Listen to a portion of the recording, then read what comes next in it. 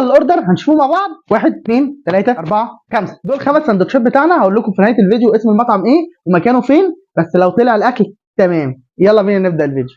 هنبدا الاول باول واحد ده. نقول بسم الله. مش عارف يعني ايه 100 جنيه اصلا يجيبوا سندوتشات دلوقتي.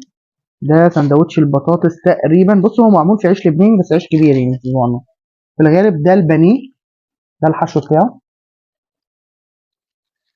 هو حاطط عليه كول سلو وتوميه وبطاطس. هنشوف، هنقيم الطعم مع بعض.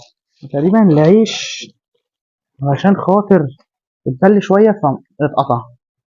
تقريبا دوت طعم. بسم الله.